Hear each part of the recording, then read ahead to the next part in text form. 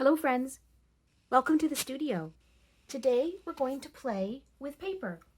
We're going to fold, curl, fringe, and twist it all together to make a sculpture like the one you see right here. And at the end of the video, I'm going to show you a surprise about the sculpture that you're making. To do this sculpture, you're going to need some cardboard to use as a base, and I've got a tissue box here. I'm going to show you how to flatten it out.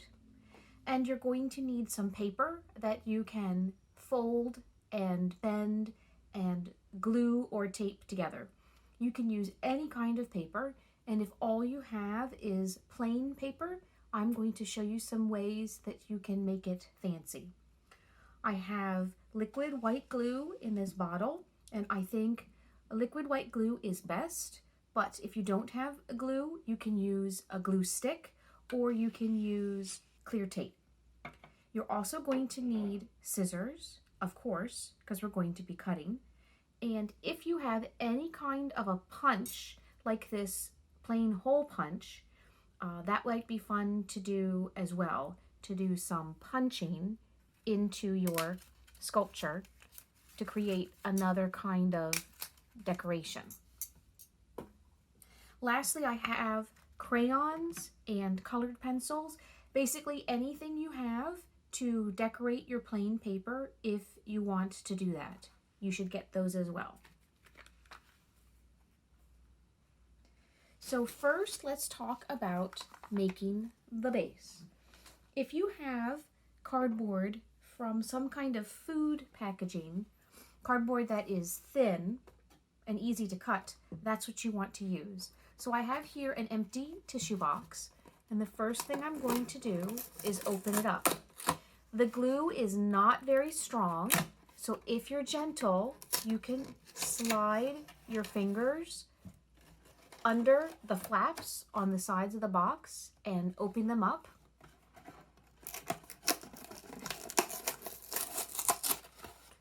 It's okay if the flaps tear because we're not going to use them for the base.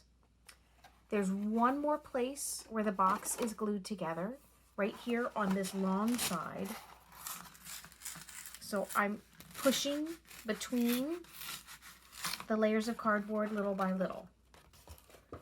So now I have this big piece of cardboard, and I'm going to draw a circle as big as I can on this part of the box because it's the most whole piece. Go into your kitchen and find something round. It might be a plate, it might be a bowl like this. And try and find a bowl that will fit and make the biggest circle that you can get out of your cardboard. Then take your pencil, and while you're holding the bowl in place with one hand, trace around the bowl with your pencil. Hold your pencil straight up and down like a flagpole. If you hold your pencil sideways, it might slip under your tracing object. This cardboard is thin enough that I can cut out my circle with ordinary scissors.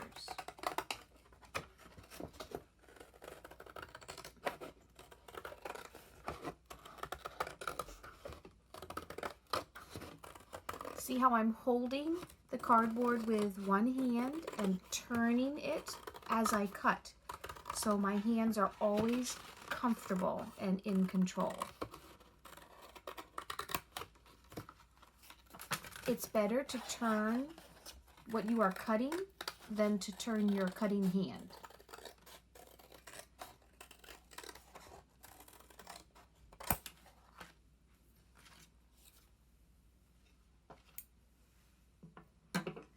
I know that the base is not flat, but that's okay. You can leave your base plain, or you can cover it with paper to match the paper that you're going to use for your sculpture. And how I would do that is I would take my paper and put my circle on the paper and trace the circle.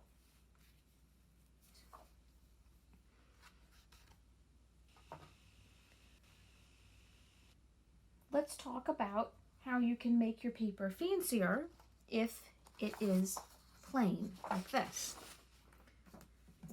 So I'm going to just flip this over.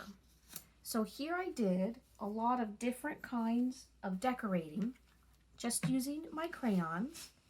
I think if you were to try and color a piece of paper an entirely new color with one color of crayon, that would be really boring and you would get very tired. It's more interesting to color your paper by drawing lines all over it. Lines like spirals, lines like zigzags, or maybe to color your paper in chunks. I actually started doing that here on this side of the paper.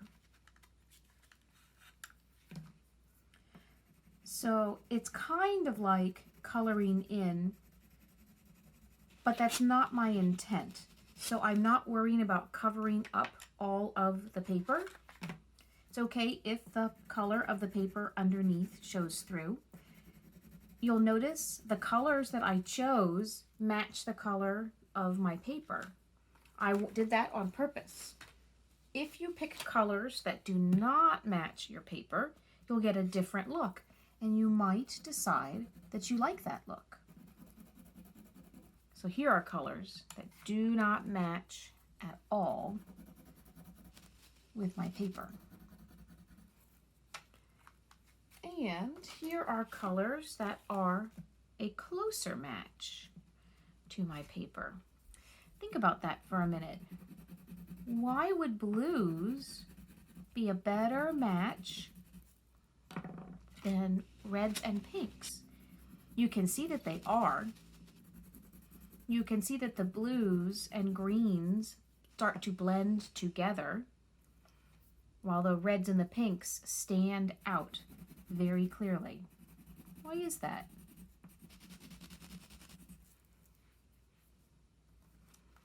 Yes, that's right, because in painting, you make green by mixing blue and yellow together.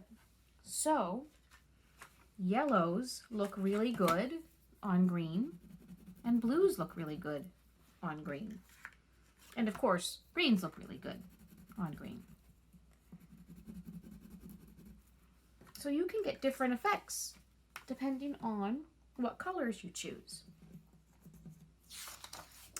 This paper shows a lot of different ideas. You could do that for your decorating. You could put a lot of different ideas on a single piece of paper. Or you might choose to do one idea all over the paper. It doesn't really matter because after you've decorated the paper, you're going to cut it. I'm cutting from one short side to the other short side, and that's because I want the longest pieces I can get. To do all these techniques that you see in my sculpture, you need a long strip of paper. First, I cut the paper in half. And now I'm going to cut each piece in half.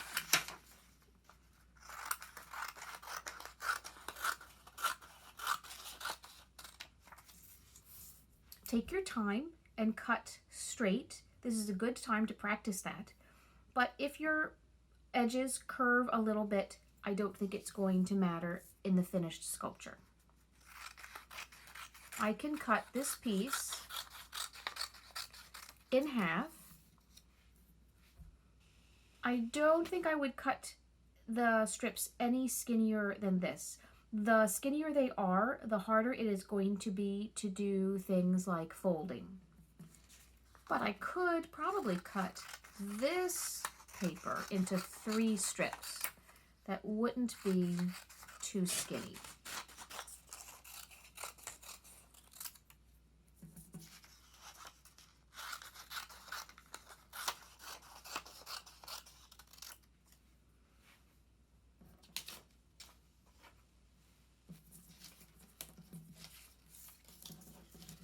I'm going to take these extra strips away so you can see, after you cut out the strips, all of your designs aren't as obvious. So your paper looks decorated. Here's a strip that has a lot of different lines on it. Here's where I was writing words. Here's where I was doing zigzags. Here were those overlapping curving lines. And you can see that when it's cut down into a strip, all of those different patterns just become colors and texture. I saved another example to show you. One of the last things I did was to write some words on that other paper. And I decided that I liked the way that those words looked. And I thought it would be really cool, especially after I cut them up into strips. So this would be a good time for you to practice writing, because you could just write out your spelling list, or you could write out a poem, or you could write out all the words you know about an idea. On this paper are all words that I think have to do with the idea of love. So I wrote down things that I love, I wrote down places that I love, and I wrote down activities that I love. I started with the word love in the middle, nice and big, and then I just kept writing and writing until the whole paper was filled up. Now, when I cut the paper into my strips, those words become lines that create decoration and texture on my paper.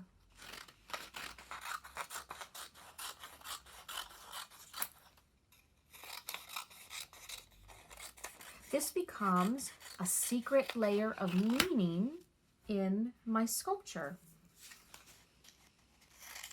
That's kind of fun too.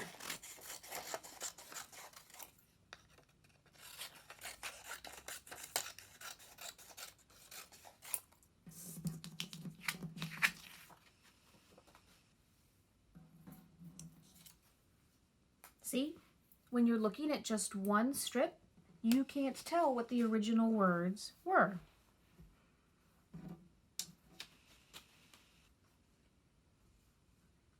To continue working on my sculpture, I am going to use plain paper because I don't want the decorations to be confusing.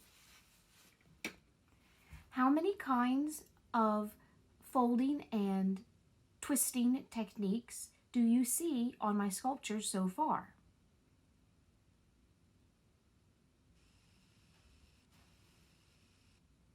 Here's a twist. Here's a curve.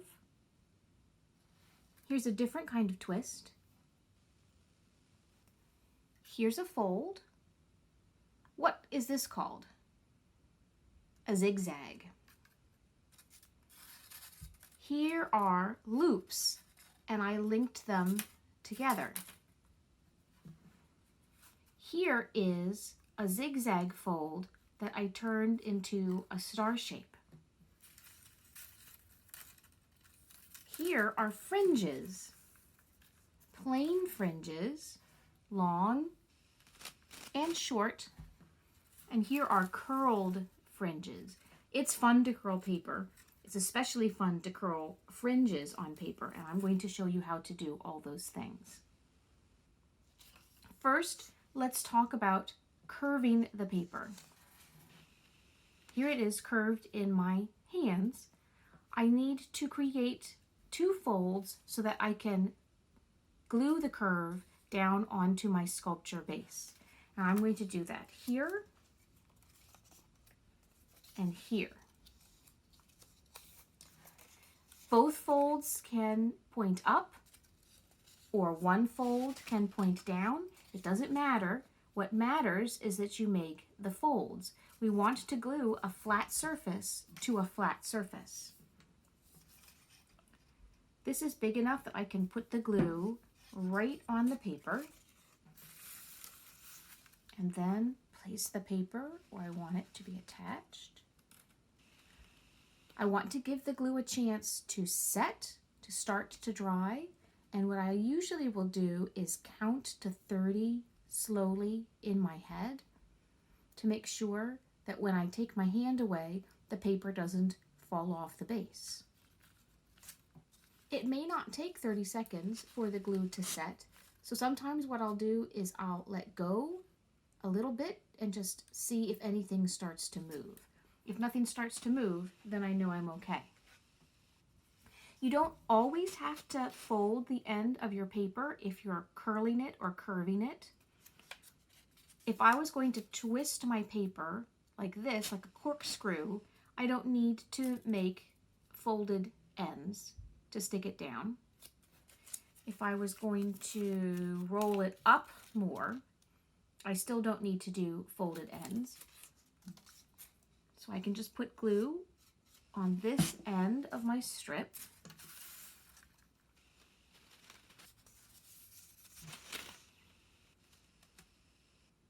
And I'm holding it to make sure that that end is going to stick down.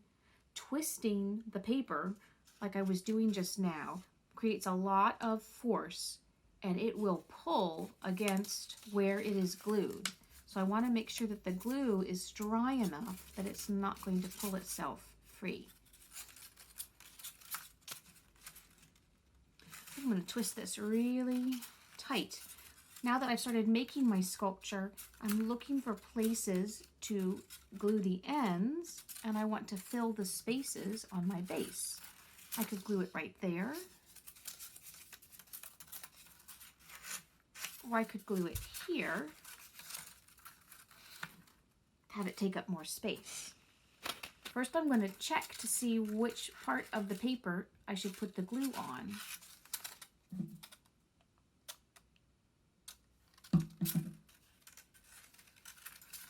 And again, I'm going to hold it to be sure that the glue has had a chance to set, to start to dry.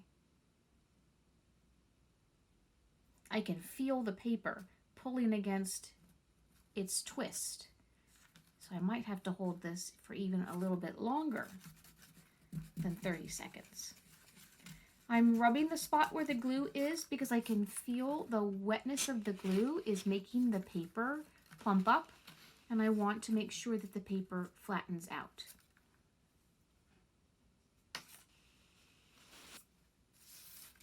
Now let's talk about folding the strips. To make a zigzag, first I fold the paper in half in the middle, so it kind of looks like a V. And then I fold each end back to the middle on one side and then the other. I can do this right in the air between my hands. And there's my zigzag. The paper bends down and then it bends up. If I want to make more zigzags, I just fold in between.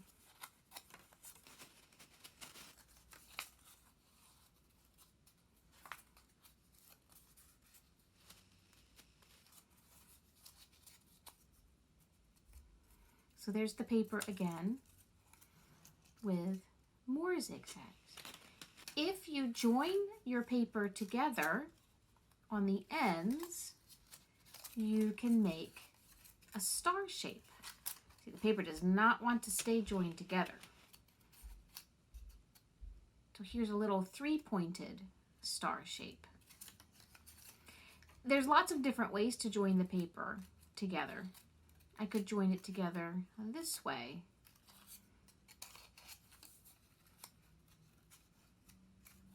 Whatever you think would be interesting. Ooh, I could join it together like that. That's neat. I like that. Let's put that on.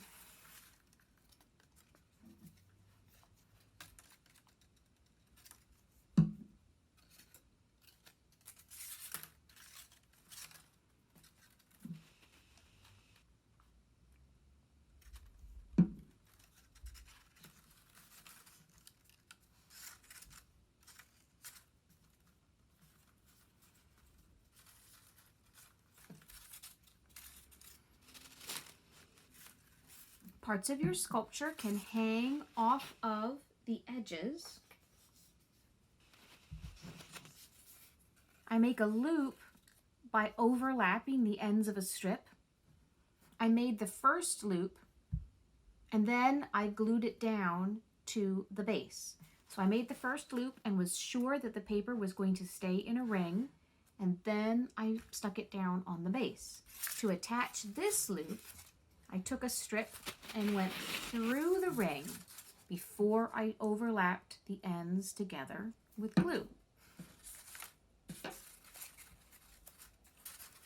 You will feel the strip pulling away from being curled, so you have to be patient and make sure that the glue has had a chance to start to dry.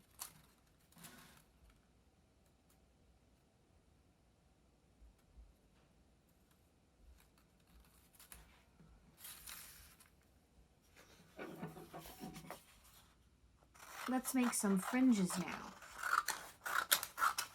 When you're cutting strips of paper, you want to make a strip that is about this wide or thick, or maybe even this wide, because fringes are cutting into the width of the strip, but not all the way across. So every cut lines up with the others,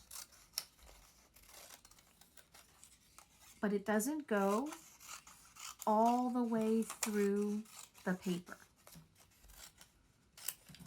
So all of these skinny strips are connected together at that short edge. I like to cut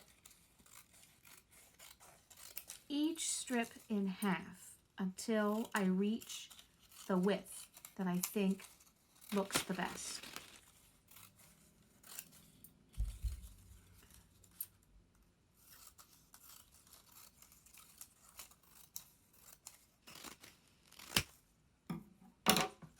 And there are my long fringes.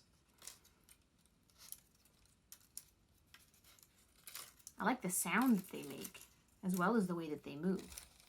So I could glue this down now to the base of my sculpture. Let it hang over the edge. Or I could do some curling. To curl your fringes, you need any pen or marker or pencil, anything that is skinny and round. Take one of your fringes and roll it up, up, up, up, up around your rolling tool. When you let go, the paper will stay curled. It won't stay as tightly curled as when you rolled it. And if it's too tightly curled, you can also soften the curl by straightening the fringe out again. Well, that's because of the way paper is made. When paper is made, the fibers in it line up in a certain way. And what we're doing is we're breaking through that tension of lining up.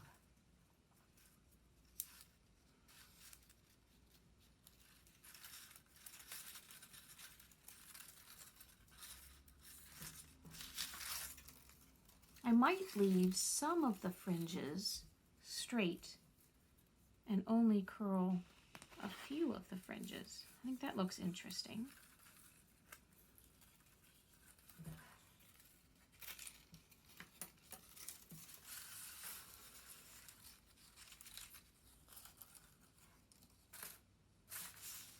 I want all my fringes to be together on one side of my sculpture.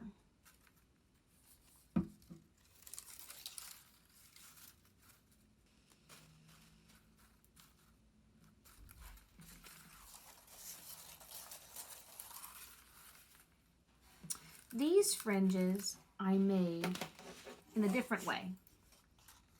I cut a strip into a shorter piece, and using the tip of my scissors, I made cuts very close together. I still didn't cut all the way through the paper.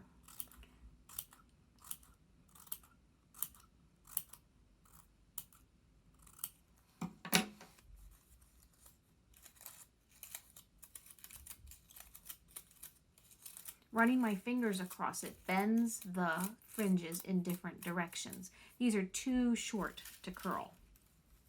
And because the paper is not cut down here, that's a place where I can put my glue.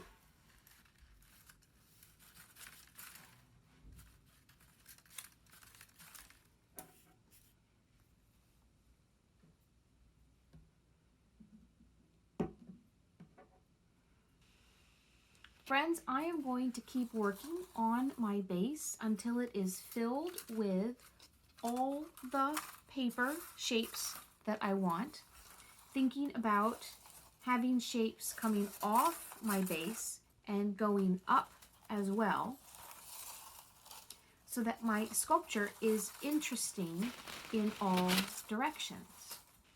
Whether I look at this side, or I turn it and look at this side, or I turn it and look at here. But I told you there was a surprise. So you don't realize, but there's something underneath my sculpture.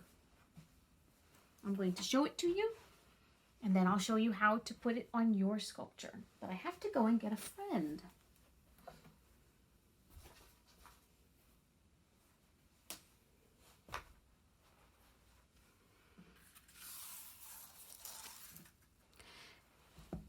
Friends, this is my oldest friend.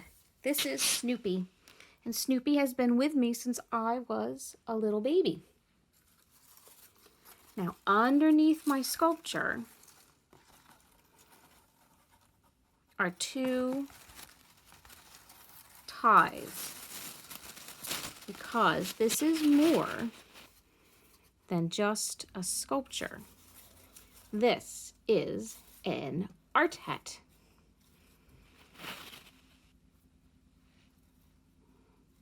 So after you finish making your sculpture and you are ready to put it on display, you're going to put it on display on your head. Just like Snoopy right now. Isn't that wonderful? Oh, I just love it.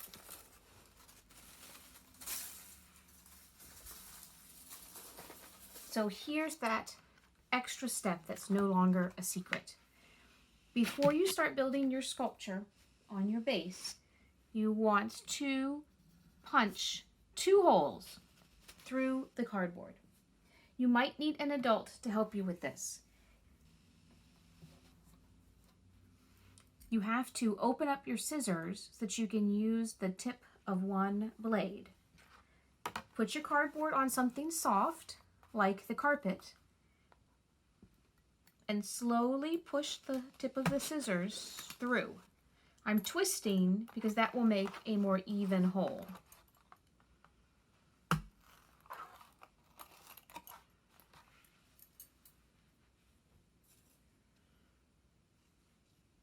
Cut 1 piece of yarn or ribbon or string for your ties. I measured this to be as long as the length between my hands when I hold them as far apart as I can.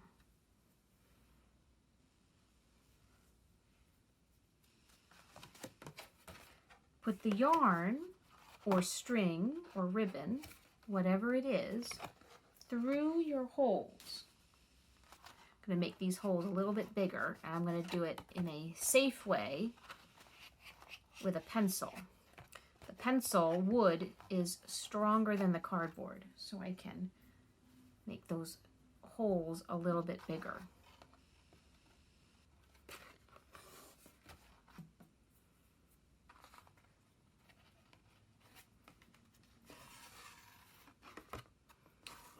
pull your ties even. These are probably going to be too long, but I'd rather you have too much tie that you can cut off later than have not enough. And of course, if you cover the cardboard with another piece of paper, then that will help hold the ties in place and you won't see them anymore on the top of your sculpture. They'll only be underneath.